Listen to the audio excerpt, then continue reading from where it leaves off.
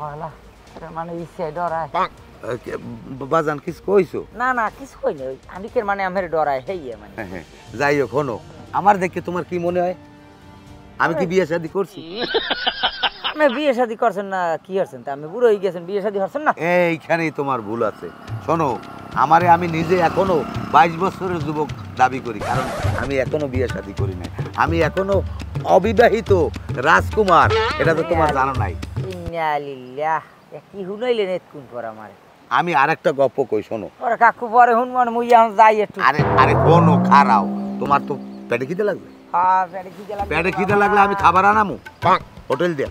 আরে না, হোটেল দিয়ে খাওয়ানো না লাগবে না, ওই মামুক বাড়ি আইছি, মামুরও বই রয়েছি না, মোর লগে খাওয়ান লই। আরে মামু গোটা খাবা নে, এত সকালে তোমার কির খিদা? শোনো, আমি মুই যাই কাকু। আরে রাহো মেয়া, তুমি এত পাগল হয়ে গেছো কা? ওরে বাবা, শোনো, আমি একটা মাইয়ারে লাগে প্রেম করতাম, ওই মাইয়ার জীবন যৌবন সব কিছু উজাড় করে আমি মাইয়ারে ভালোবাসতাম, কিন্তু ওই মাইয়া আমার সাথে প্রতারণা করছে, আমারে শেখা দিয়েছে, সেই থেকে আমি বিয়ে শাদী করি না।